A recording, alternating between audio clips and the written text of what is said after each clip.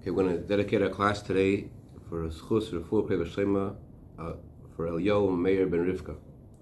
This discourse is a very special discourse. I'm trying to find it for 20 years, and let's go right to it. It's about the half shekel that's given every year towards the costs of the sacrifices.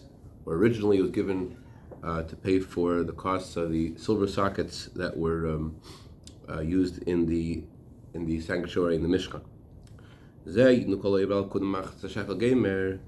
This is what everyone who has transgressed the laws, meaning anyone who has done the sin of the golden calf, everyone should give a half coin.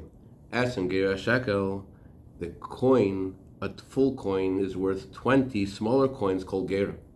But everyone should give a half a coin as a gift to Hashem. We need to understand why does the Torah have to list the cost of a full coin, of a full shekel, esim gera shekel, and to tell us that a full coin is a value of 20 gera? What's required of each Jew is to give a half a coin, not a whole coin. So the Torah should have said, give 10 gera, give 10 smaller coins, which is a value of a half of a shekel. Why does the Torah have to tell us? So the first question is, why at all mention the cost of a full coin? If you're only giving a half, so then say give a half a coin, which is 10 gera. Why does the Torah have to say that a full coin is 20? Second question is, why indeed do we have to give a half? In holiness, we don't find that half is considered valuable. On the contrary, in the Torah, there's an emphasis that as we'll see, that everything should be complete, everything should be beautiful. And here, we say it should specifically be a half. A rich man shouldn't give more, a poor man shouldn't give less. It has to be specifically a half. Question is, why a half? The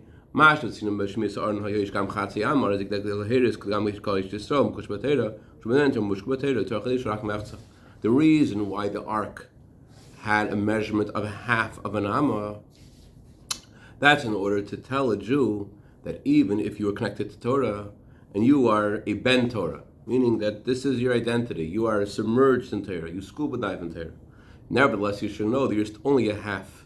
So that's why the ark was a Messiah Chetzi Arka, it was 2.5 amas. The reason why there was a half amma there is to tell a Jew, although you may be an ark of Torah, you may be holding lots of Torah, however, you are only a half. You need to sense the giver of the Torah. But that's only in regards to how you must feel about yourself, to feel that you're only a half. However, regarding those things that you give to God, it says all the best should be given to Hashem.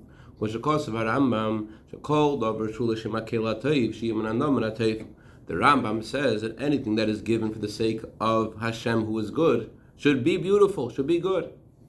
And that's why the law is, regarding the laws of Truma, that you cannot give from a half, you can't give a piece, you have to give only complete things. So why do we give a half coin? You specifically must give a half. Why a half? So question number one is, why does the Torah have to tell us the cost of a whole coin if we're only giving a half? Question number two is, why a half? The question gets greater. The purpose of giving this half coin is to rectify the sin of the golden calf. As the Torah says, give this coin to atone for your souls. Since the sin of the golden calf was all-encompassing, so it must be that this half coin is an all-encompassing thing because it rectifies a major break the Jewish people had with Hashem. So since there is a major break, or if this is meant to rectify a major break, it must be something that's all-encompassing. And although it's all-encompassing, the Torah says, no, it shouldn't be full. It should be half. Do not say שהטעם כוס מחצה שקל לפי שאין רצל סמנה בפחוסה קטנה ובפחוסה גרה, 10 גרה, אלא מתי חושו שקל.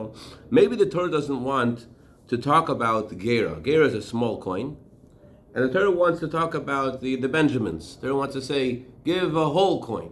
The Torah wants to tell us there is a whole coin, there is a shekel, and give half of that important Benjamin-like coin. Give a half of a shekel. Therefore, the Torah says give a half a shekel. It doesn't want to say give 10 gera, because 10 gera is like there's disdain for such a small coin, and therefore the Torah says give half of a bigger one. But that doesn't explain it.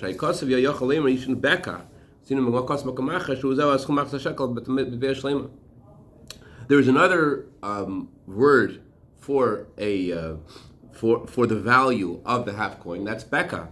Beka is like, I guess, what was on the $50 bill? I don't know. Beka is give a 50. That if the Torah would have said give a beka, that would have meant to give a half of a full coin as well. And so why does the Torah have to say so the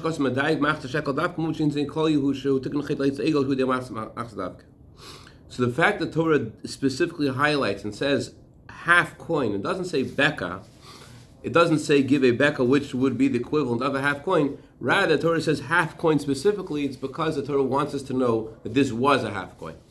That's rectification of the sin of the golden calf, the half coin specifically.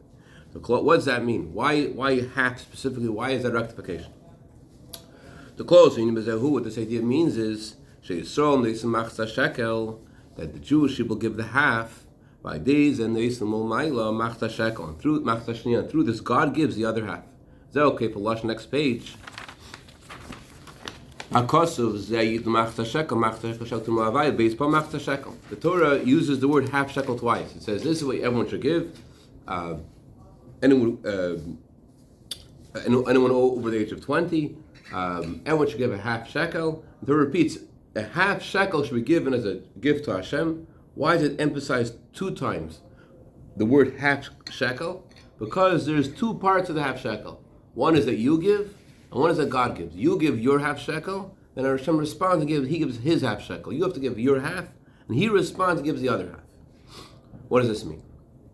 So before we go to today's basis, in short, our questions are, why does the Torah require us to give a half coin?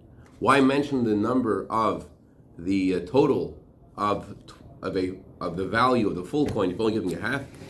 And in general, we always find in Torah that half is considered something negative. It's not full, not complete. And here, not only would it seem to be appropriate to be complete, but here it would seem to be even more relevant to have something that's whole, because we want to rectify the sin of the golden calf, which was a major break between the Jewish people and Hashem externally.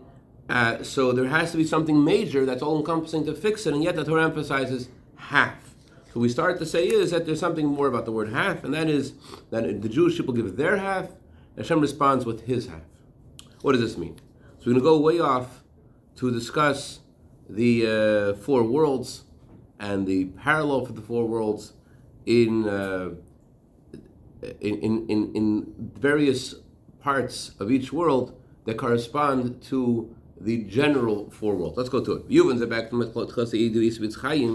understands by first looking at the words of Rabbi Chaim Vital about there are, in general, in the spiritual cosmos, there are 4 levels. The 4 levels are lights, vessels, garments, and chambers. And they correspond to the 4 letters of God's name. And they correspond to the 4 worlds. In every world there are all these things: lights, vessels, garments, and chambers. But they have, each of these things respectively has a relationship to one of the 4 letters of God's name and to one of the 4 worlds. The key, because these 4 levels correspond to the 4 worlds, there's a Talmudic phrase which means it teaches us about the 4 worlds, but it also, we can learn about what those things are from the 4 worlds. From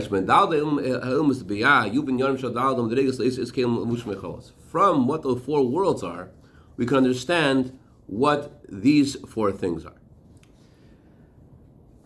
In general, vessels, garments, and chambers are the same theme. What are they about? They're about being a vessel. What's the purpose of a vessel? A vessel, let's just talk about, Leb's going to give an analogy soon, but in general, the purpose of a vessel is to reveal the light. And so these three items, vessels, garments, and chambers, are all about revelation of the light. So that's the general thing they all have in common: vessels, chambers, and garments. However, there's a distinction, and this distinction is similar to the distinction of the three worlds, as we'll see, Bria Tziyasiyah. So there is the light itself, there is the revelation of godliness, which in Kabbalah is called Ayin. It's called nothingness.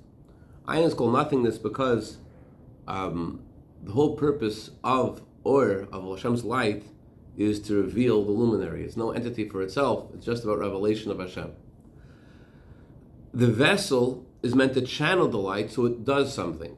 The light itself wants to cleave to the luminary. The light itself is only about revelation of the luminary. The light itself is negligible in the presence of the luminary. It doesn't feel itself to be something. So that's the light itself. Then there is the vessel. The vessel is meant to bring the light down, to reveal the light and what's beneath it. That's the purpose of a vessel. So it says in the Zohar, he and his lights are one, he and his vessels are one. In the world of Atzilus, the lights and the vessels are all one with Hashem. The general feeling, if you will, in the world of Atzilus is he is alone, there's nothing besides him. So although there are lights and there are vessels in the world of Atzilus, but in general, both the lights and the vessels are both expressing the same thing, that there's nothing besides him. But the fact that the Zohar has to make two sentences and say, he and the lights are one, he and the vessels are one, indicates that there's something different about his unity with the lights and his unity with the vessels. Because the function of the vessels is to reveal, is to do something, so it's not only about him. So lights don't want to go to vessels. Lights and vessels, lights want to stay attached to the source, to the luminary. So lights don't want to go into the vessels. However, they do. And the vessels are created in a way that they could handle and hold on to the lights and channel the lights to be revealed. So Atzilus, in general, is compared to Ayin. The lights are associated with the world of Atzilus, in general. Because what are the lights about? The lights are about revelation of. They're about nothing besides Hashem, no sense of self. So in general, light, in Kabbalah, the word light refers to something which has characteristics of Atzilus. Versus the other three levels, they correspond, we'll see, respectively to the three worlds. So the light needs the vessel to bring it down, but the light doesn't actually want to be there. There's a very big gap between the light and the vessel, between Ayin and Yesh, between being and not being.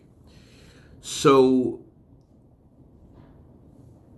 nevertheless, the lights do go to the vessels, and vessels do hold on to the lights. And therefore, we can say that he and the lights are one, he and the vessels are one, that even the vessels are a revelation of God's oneness, because the lights do become one with the vessels. And therefore, Hashem, the luminary, can be considered to be one, not just with the lights, but also with the vessels. If you didn't understand, you're not supposed to, because there is next paragraph will understand this. Let's go to the bottom of the page. Understands by way this is by a human being. How is it by a human being? God made a person in the image of Hashem. Hashem made a human being to be similar to the supernal man who sits on the throne. That refers to the revelation of godliness in the world of Atzilus. The supernal man on the throne refers to the world of Bria. The supernal man is about the 10 spheres of Atzilus, the world of Atzilus. So Hashem made a human being to mirror the world of Atzilus.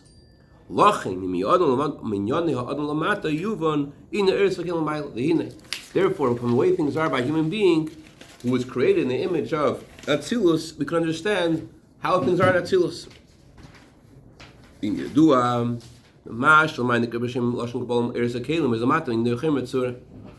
What is called in Kabbalah lights and vessels are, in our world, they're called, in this world, it's called chomer and sura, the matter and the form of matter. Although matter and form are distant from each other, nevertheless they unite, that the form, its expression is specifically related to the kind of material that it is forming. And by the form becoming vested within the material, that changes and elevates the material. That elevates the matter. He gives an example. For example, in our limbs of our body. The limbs of our body are vessels for our soul powers. For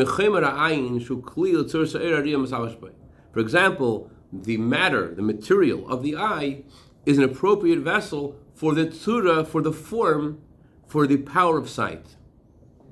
The word tzura is literally translated as form, but it also can mean function. There's the matter something's made out of, and then it's what it's used for. Its function. What's its tzura? So there is the matter of the eye, and there is the function of the eye it should see. So the power of sight, which comes into the matter of the eye, is a marriage. How does this marriage work? Although the material of the eye itself is physical, although among the physical items in the world itself, it's more refined. It's like a spiritual part of the physical world. The physical eye is more spiritual because it's more refined. Nevertheless, how does the power of sight, how does the form manifest in the eye? It depends on the material of the eye. The way you see has to do with the kind of eye that you have. The material of the eye is refined. Sapiri is related to the word sapphire, but in Yiddish translation, the Rebbe is translating it as it's transparent. It's something which is transparent. According to the white and dark in the eye, that's how, according to their composition of the light and dark in the eye, that is how the sight will be manifest. That means the kind of expression of the form or purpose or function depends on the material in which this function is investing itself. Here the function is the power of sight, the material is the eye. How well do you see? What kind of eyesight do you have? It depends on the eye, depends on the physical eye. Not only is this true for the physical eye, this is also true regarding the spiritual eyesight. There is a good eye, and there doesn't want to say the other one. He says the opposite of the good eye. These two things are also dependent on the material of the physical eye. In the eye itself, there's blood and there's water. If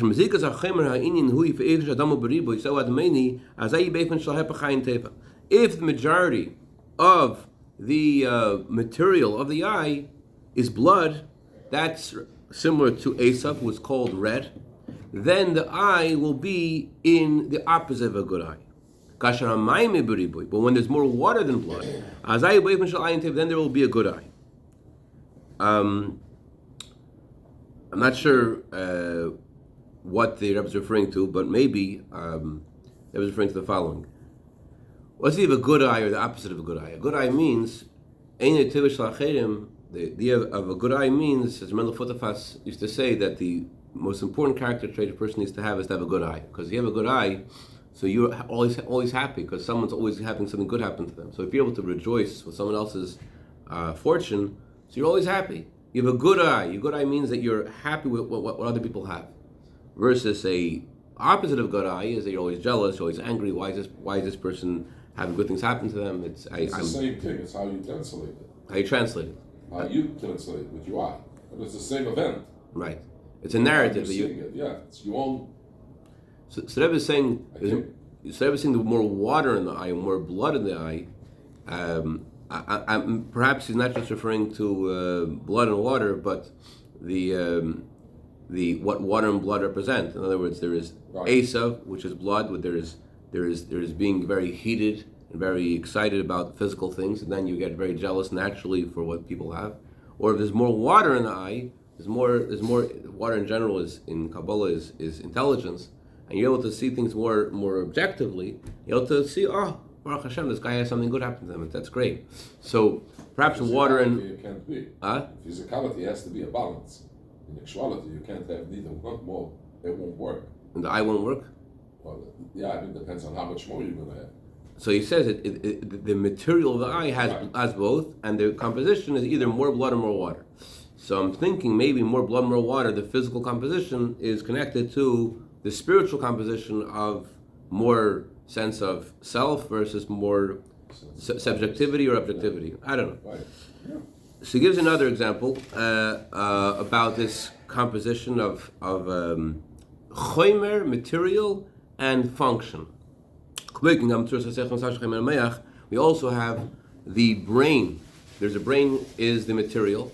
Then there is the function of the brain, which is intelligence. So the kind of intelligence, the way it vests itself in your brain, what kind of intelligence will you have depends upon what kind of brain you have.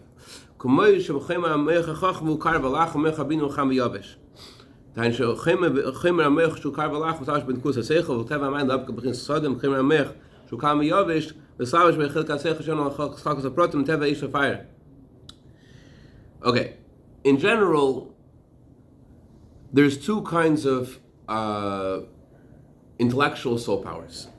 There is Chachma and Bina. Chachma in general is called cold and wet, and Bina is called hot and dry. Why is Chachma called cold and wet? Because Chachma is about seeing the seminal point of an idea, seeing what the real essence of the idea is about. So it's about the way the thing fuses together. As water, the nature of water is to put things together. So Chachma is about the way things are put together, the way things are more abstract, the way things are in all together before they've been divided in many details. Bina, on the other hand, is called hot and dry because it's dry because it takes the pieces apart, and it's called hot because it burns the idea. It burns the idea into a million pieces, and now you could divide the idea and look at it from all different angles. So there's something about the physical composition of the brain which is related to these.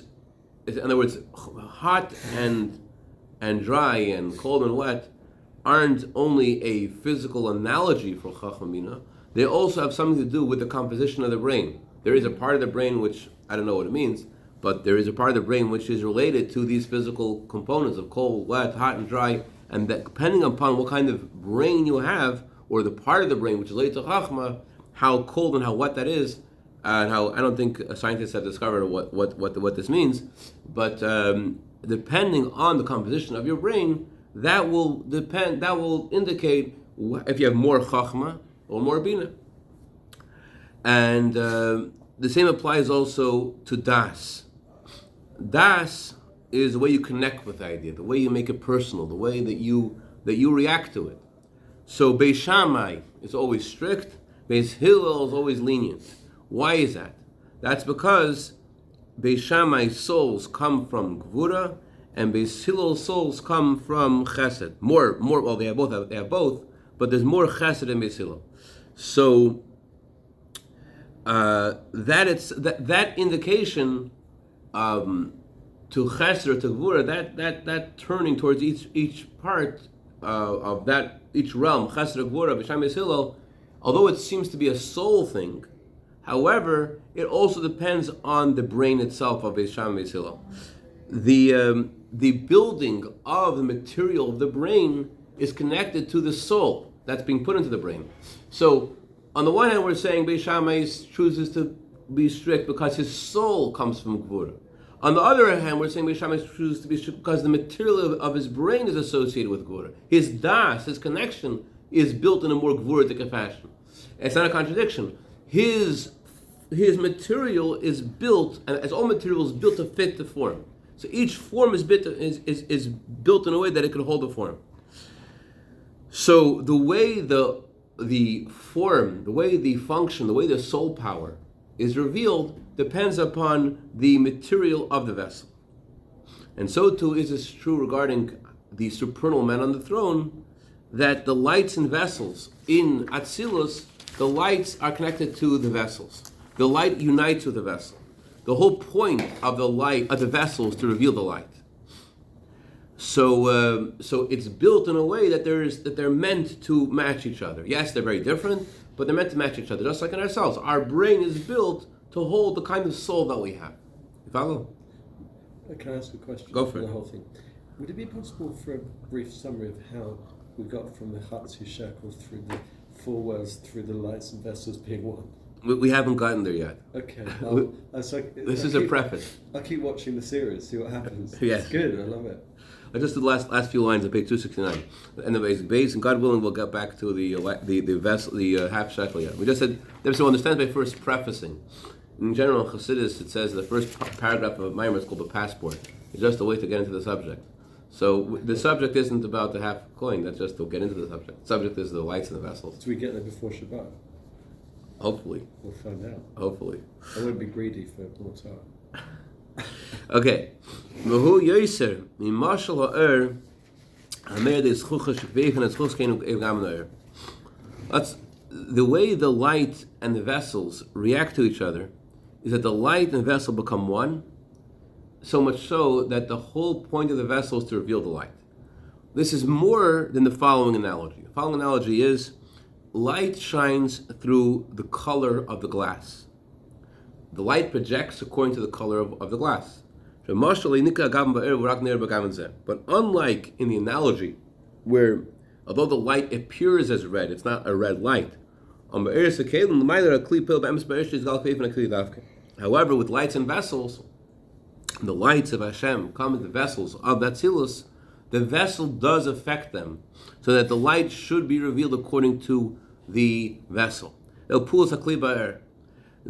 the impact the vessel has on the light. The light changes. The light by itself does not have a form. Okay,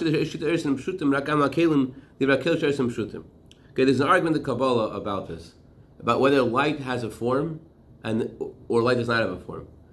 The argument is based upon a statement in the Zohar, or one of the things that these two opinions argue about is a statement in the Zohar. Zohar says that Hashem, for whatever reason, switched the places of the vessels. It says that giving the Torah, there was such an experience.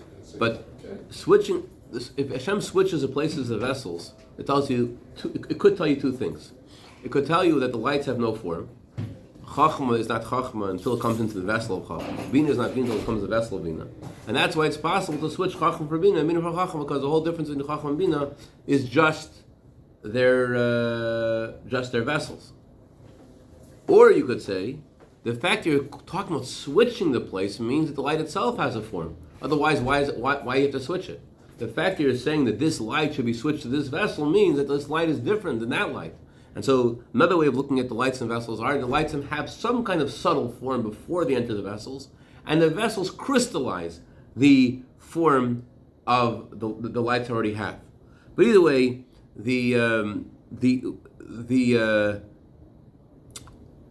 in comparison to the vessels, for sure the lights don't have the same kind of form that the vessels do. And by the light going into the vessel can now manipulate the light to project, not just to project like the form of the vessel as an analogy of the lights going through various colored glasses, but the light itself is changed by the vessel to be revealed in the same way that the vessel is. So in short, what we learned today is we asked the questions about the half shekel, and then we started to talk about the idea of lights and vessels, and we learned is that Hashem builds the lights and vessels to fit each other, and the light is revealed according to the material of the vessel. And just like in our analogy of our brain, that the kind of brain that you have is connected to the kind of soul that you have. Like Beis Shammai had, his brain was built to fit his sphere of Gevura, and so too the lights in the vessels, that the lights enter the vessels and they become one of the vessels, and they're built to fit each other, so that the vessel can manipulate the light, so the light should be project according to whatever the vessel is. To be continued.